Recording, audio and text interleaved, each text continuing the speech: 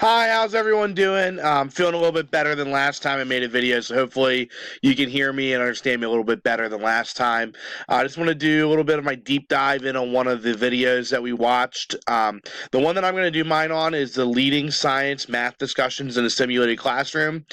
This one really stood out to me. You'll see a little bit later why, but I think this is a pretty interesting project here. Just a little bit of contact info if you get a little more interested in this project as well, want to do some research. If you look, I have listed there the web page. It kind of gives a brief breakdown of what's going on in the project, what some of their goals are, a little more in depth in the video. And then that's the principal investigator. I will tell you, and you'll see this later too, I cannot find any professional email or any way of contacting these researchers. Directly, but you can get some information from this webpage and maybe you can find them somehow. But it was definitely a little bit of a struggle on that end. Just a little bit about the project, whether you watched the video or not, or if you just want to know a little more in depth about it.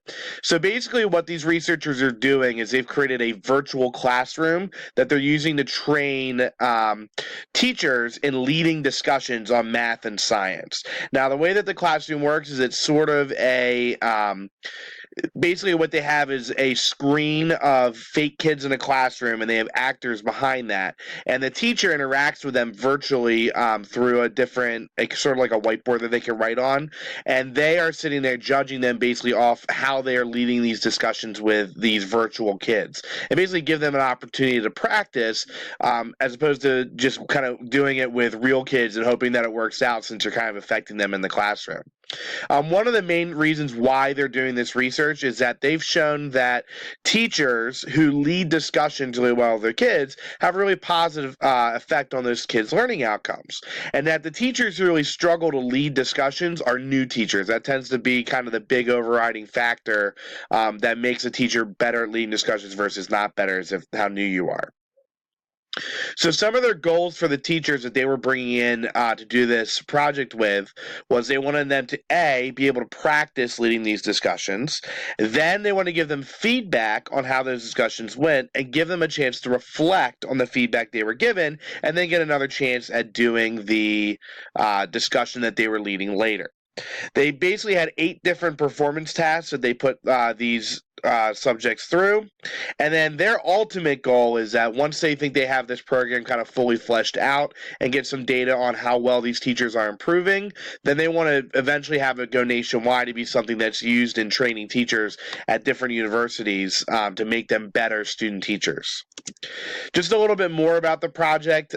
Being a math person, I like to look at how they're getting data and what they're really looking at behind the scenes here. So there were 24 participants in this project, and what they wanted to look at was some qualitative data and some quantitative data for these students. So the first thing you'll notice is the qualitative data. Basically, they conducted interviews with the teachers afterwards, and they did surveys of the teachers to see how they felt things were going.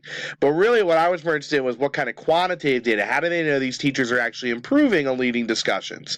And what they were using was basically some performance task scores, where they would have the teachers do certain discussion things and then they would give them a score and then see how they improve later. And most of the scores were based off the Danielson framework. So basically they would get like a formal observation while they were doing this, get some sort of score based off the Danielson framework, and then later, after they had time to reflect, do it again and see if they can improve their score. So how this really aligns to what we've been talking about in Chapter 1 and even through this second module here, and how it really relates back to my STEM perspective. So these pre-service teachers, through this process, it should kind of ring a bell to you that they're really engaging in metacognition here. They are given time to do a task, think about how they did that task and what they could improve on, and then actually get a chance to redo that and show that improvement. And that just goes right into all our readings on how powerful metacognition is. And I know that this is for teachers, not necessarily students, but really the teachers being able to engage in this, that's going to lead to them kind of understanding how that's improving their learning and take it upon to their students then afterwards. A big thing here is that this is all about discussion strategies, so being able to lead a discussion about a topic. And that really kind of speaks back to that student-centered classroom where we focused on in Module 1.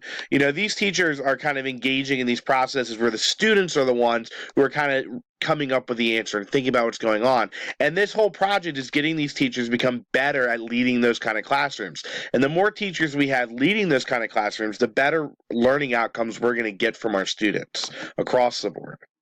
And then, really, and that kind of ties into my last point here, where we are creating teachers that have better abilities to develop these students into effective STEM learners. If you kind of think back to my personal theory on STEM back from the first module, I was all about STEM being kind of a big connecting force. It connects a lot of different subjects together, and really what it is a way of thinking. How can I think about maybe problem solving, or how can I think about how to do a task, or whatever's put set forth in me, and then apply that to all my classes. And STEM is kind of giving those kids the tools to get that sort of thinking and problem solving to apply to not only math and science, but all their other courses.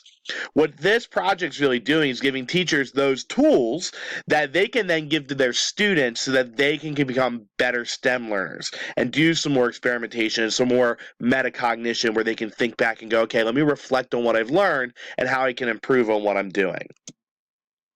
So, in terms of my contact with the researchers, I kind of had a little bit of a saga with this. I tried to find any sort of professional email or anything, and I couldn't find. I actually emailed Dr. Dietrich, and she couldn't find anything either. And then I actually found this sort of like research Facebook group and tried to message them through that, and I couldn't either. So I was told that it's okay just to, I tried multiple times, couldn't get into contact with them. Their website was pretty informative. You see, I did learn a lot about the project. So if you go there and look, I think you get a lot of your questions answered that you might have about what they were doing. So why did I pick this project? You know, there were a lot there. Honestly, when I first started looking at projects, the first thing I looked for was just projects based off math, since I'm a math teacher. But this one kind of stood out to me because it's a little bit different than a lot of the other ones. This project is really focused on teaching and pre-service teachers rather than on the students, okay? And I found this to be kind of powerful important to me because I actually, when I student taught, didn't have the best experience in the world. I was in a placement where I don't know that I received some of the support I should have, and I was trying different stuff and trying new things, and sometimes things would work and sometimes things wouldn't work, and I didn't think about how to reflect on that and make it better. And you don't really get a chance to make it better. If you try something one day and it doesn't work, you don't get another chance till the next year when you teach that topic to kind of review and go, okay, here's how I'm going to do it better, and let me try and see if I get a better result. And so I really like the idea of kind of having this sort of training ground for teachers where they can do something that might be difficult, like leading a discussion, and get a chance to do that reflection piece and improve on what they're doing. And really, teachers can be really overlooked, I think, because they really are learners as well as their students. You know, a really good teacher is somebody who's changing what they're doing and trying to learn new things and new ways to engage their students. And I think this is a really great way to kind of make it easier on a teacher to say, hey, we want you to do this student-centered classroom. We want you to engage your students in these discussions that are going to lead to better learning outcomes. And you don't just have to wing it. Here's a way that you can, you know, improve in a virtual classroom where you're not really affecting students' lives right away until you get better at this. And, you know, these tools and these ways to, you know, lead a better STEM classroom, I think, are so important so that we can get effective teachers and leaders in the classroom to lead these students in their classrooms and get our students to be better at these different topics.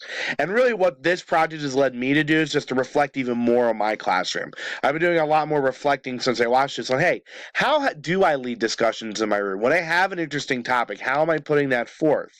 And, you know, it's really made me reflect on, am I giving my students time to reflect on their processes? I think really a big key to everything we've talked about so far, and just STEM in general, is this metacognition. I know I've said it like 30 times, but just getting that chance to reflect and to really think, what am I doing and how can I improve on it, I think is so powerful.